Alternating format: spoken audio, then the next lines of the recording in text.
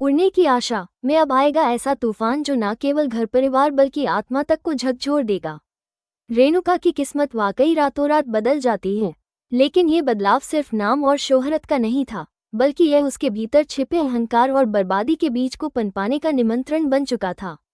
Dance class की शुरुआत करने वाली रेणुका ने कुछ ही महीनों में शहर के सबसे बड़े इवेंट्स में परफॉर्म करना शुरू कर दिया। एक इंटरनेशनल डांस ब्रांड ने उसे एम्बेसडर बना दिया।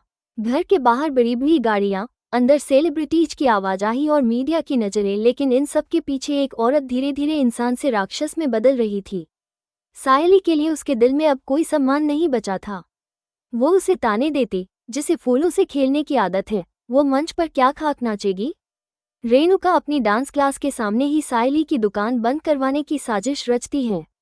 एक दिन म्यूनिसिपल अधिकारी आते हैं और दुकान पर ताला लगवा देते हैं। सायली फूट फूट कर रोती है, लेकिन सचिन उसका हाथ थामे खड़ा रहता है और कहता है, अब हमारी उड़ान और ऊंची होगी, बस तुम टूटो मत। सायली और सचिन मिलकर एक इवेंट प्लानिंग कंपनी शुरू करते हैं। पहले ही प्रोजेक्ट में उन्हें दुबई में एक ग्रैंड वेडिंग का आयोजन मिलता है। वे विदेश जाते हैं, बिजनेस फैलाते हैं और धीरे धीरे सोशल मीडिया पर उनकी तस्वीरें वायरल होने लगती हैं। उधर रेणुका की जिंदगी में एंट्री होती है करण मल्होत्रा की एक स्मार्ट, आकर्षक और बिजनेस माइंडेड इंसान, जो उसे कहता है कि तुम इंटरनेशनल स्टार बनने के काबिल हो। रेणुका उसके जाल में फंस जाती है, लेकिन करण का असली मकसद बदला लेना होता है।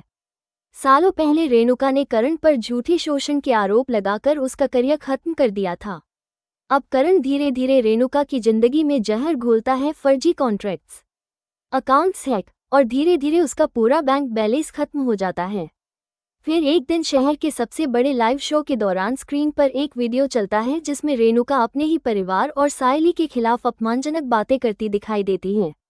पूरा हॉल सन्न रह जाता है। रेणुका को उसी वक्त शो से बाहर निकाल दिया जाता है। मीडिया में बवाल मच जाता है और सोशल मीडिया पर #फ्रॉड क्वीन ट्रेंड करता है।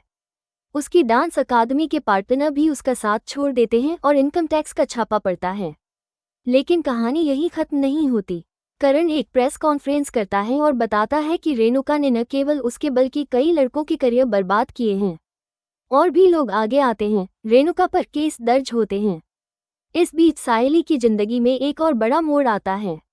दुबई में काम के दौरान एक कपल उन्हें भारत में इवेंट चैन लॉन्च करने का ऑफर देता है। सायली और सचिन भारत लौटते हैं और एक ग्रैंड लॉन्च पार्टी में मुख्य अतिथि होते हैं। पार्टी में रिया और रोशनी भी मौजूद होती हैं, जो अब टीनेज में हैं और रेणुका से दूरी बना चुकी हैं।